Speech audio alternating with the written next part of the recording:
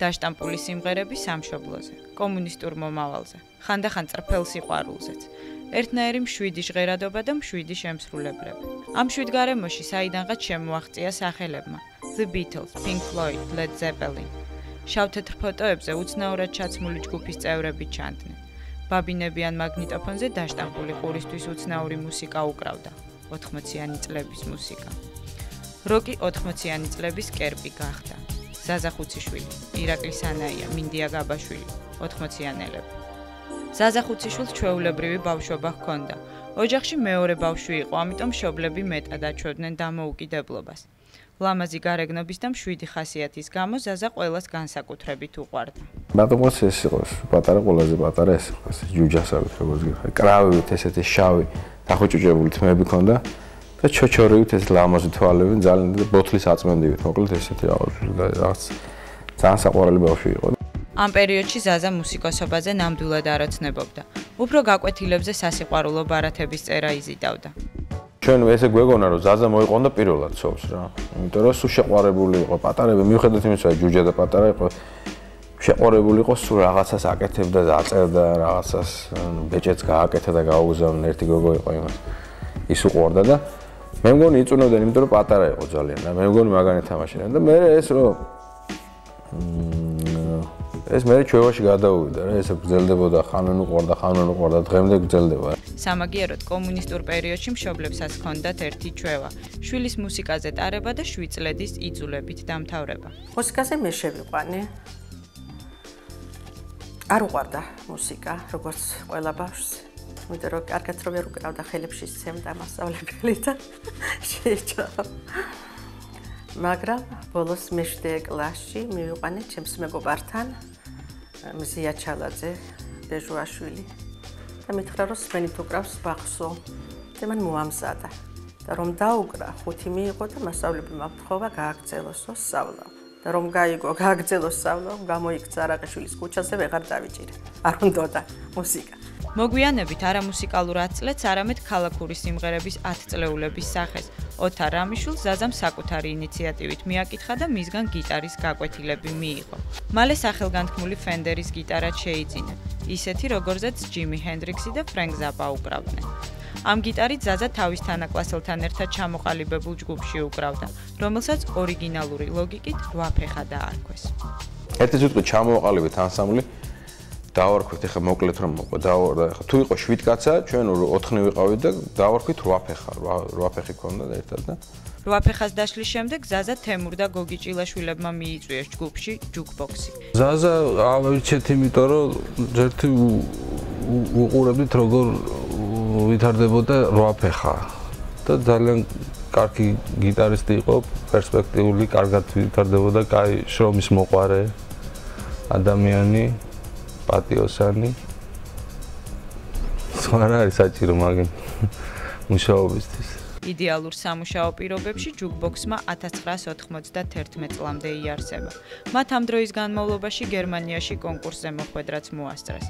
ჯუკბოქსში ძმებმა ჭილაშვილებმა ირაკლი სანაიაც მიიზიდეს. ამჟამად ვაკის პარკის იმ პერიოდში კი ჯგუფ ღამურების კლავიში. სხვათა შორის ირაკლი სანაიას ჯგუფმაც ორიგინალური ლოგიკის წყალობით მიიღო სახელწოდება. ღამურები ინგლისურად ასე ჟღერს Bats, რაც ძალიან გავს სიტყვას Beatles. იგივე მუსიკალური გემოვნება და გატაცებები ჰქონდა მინდია გაბაშვილსაც. ბავშვობაში დასარტყამი ინსტრუმენტების მაგივრობას მას ტაშტები და ქვაბები უწევდა. ინსტრუმენტს რო დაუჯექი, ვიყავი სადღაც 13-14 წლის. რაი პირველად რო დაუჯექი და ნუ თავიდან ცოტა შემეშინდა, მაგრამ ნუ აღმოჩნდა რომ თურმე ტაშტებივით არის, ოღონდ ცოტა სხვანაირი ხმებია ხა. უკეთესი. ყველაფერი ეს 1996 წლამდე ხდებოდა. შემდეგ დადგა 96 წლის მაისიც.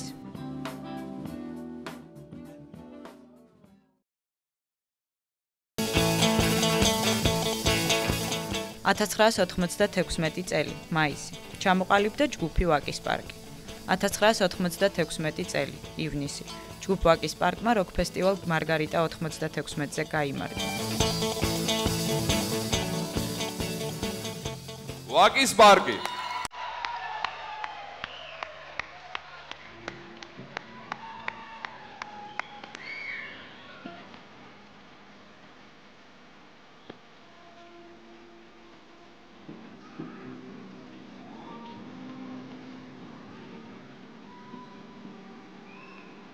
დიდი მადლობა, მინდა პირველ რიგში მოვახსენო ჩემი ჯგუფის წევრებს. იმიტომ რომ ჯგუფი სულ ერთი თვეა შეიქმნა და პირველივე კონცერტზე ესეთ დიდ წარმატებას მიაღწია. დიდი მადლობა.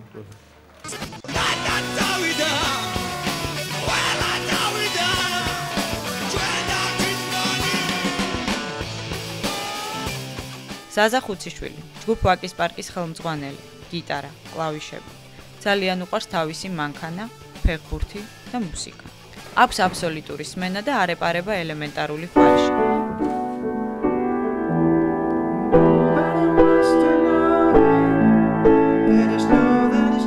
ბიტლზის სიმღერების სანოტო ვარიანტად გამოცემულ წიგნში აღმოჩენილი აქვს შეცდომები.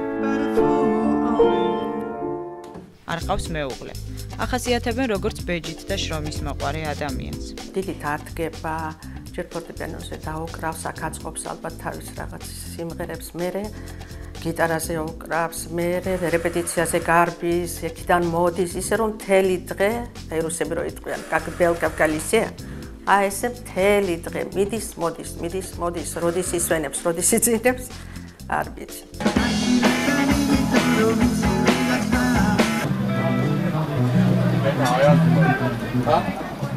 ირაკლი სანაია, კლავიშები და გიტარა. ყავს მეუღლე და ორი შვილი, ნიკალა და თინათინი. ნიკალას მამისგან განსხვავებით არ იზიდავს გიტარა. სამაგიეროდ ძალიან მოსწონს პოლიციელის ფორმა. ეს ჩემი ბრალია რა. მე მოვუტანე, თორემ სულ არ უნდა პოლიცია მოვარდა. ძალიან მშვიდი, ძალიან წყნარი, უკონფლიქტო, უპრობლემო. და დროის დეფიციტი ახლა ყველას აქვს.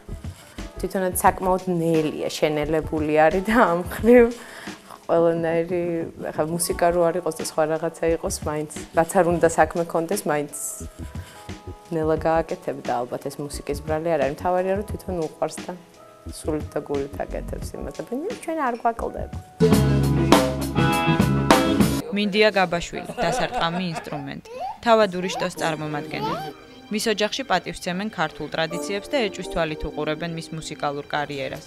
უყვარს ცოლი, შვილი და ფეხბურთი.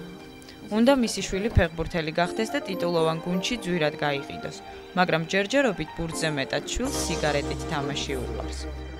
როცა გავეცანი უკვე ეს საფუძვლიანად, მაშინ უკვე ვიცოდი რომ ვაკის პარკში მოღვაწეობდა, მაგრამ დიდი ეფექტი არ ქონია მაგას, რა თქმა უნდა.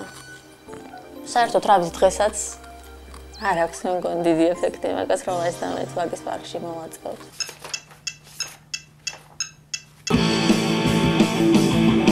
გიორგი სამსონაძე, ჯგუფ ვაკის პარკში მოგვიანებით მივიდა.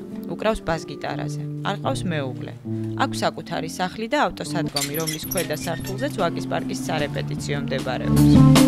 ამ სარეპეტიციაში ზაზას საკუთარი სიმღერები მოაქვს, რომელთა დახვეწაზე ჯგუფის წევრები ერთად მუშაობენ.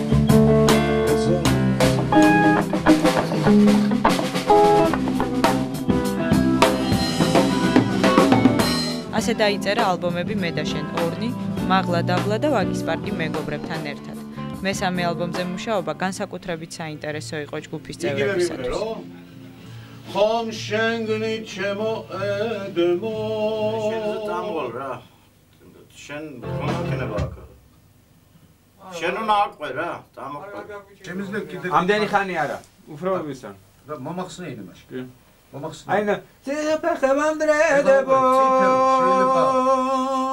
აი ბოლო ორი რო გიტარა რო დარჩეს მაგრამ ალბათ საჭიროა ცოტა უფრო სტილისტურად შეცვლა და უკვე დღევანდელი დღისთვის მოორგება და ასე ვთქვათ გათანამედროვება. სხვანაირად ახალგაზრდები შეიძლება ვერც დაინტერესდნენ ამ სიმღერით. იმიტომ რომ სხვა დრო მოდის, მუსიკალური ენა იცვლება და ასეც უნდა იყოს. ასე რომ ვაკის პარკელები სწორი გზით მიდიან.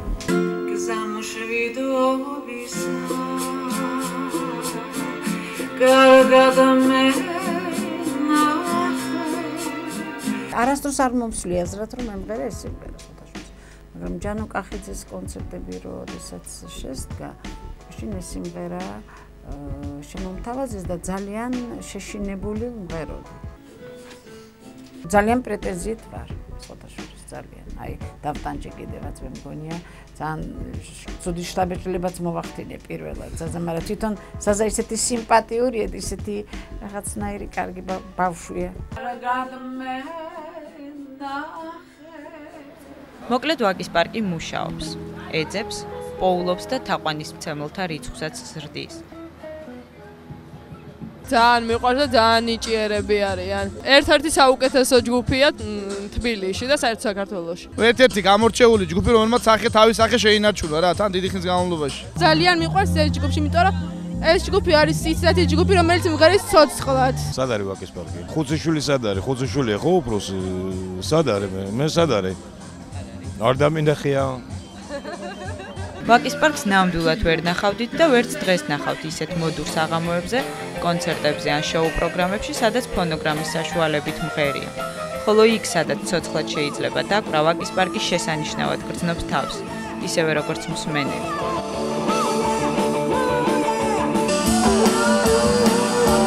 ვენდობი ამ ადამიანს ყველანაირად არ ვიცი რა, აი ძალიან ბევრი კაი თვისებაა, ეხლა რო დავიწყო ჩამოთვლა, ფირს დავხარჯავთ უამრავს უბრალოდ. მართლა მერც მონდეთ მართლა კაი ბიჭები არიან. ყველანაირ ასპექტში, როგორც მუსიკოსები, როგორც ადამიანები, ძალიან მიყვარს, არ ვიცი, ვერ წარმომიდგენია, აი შარშან ამ დროს შევერთდით და ვერ წარმომიდგენია მაგათ გარეშე, არც მინდა მაგაზე ვიფიქრო.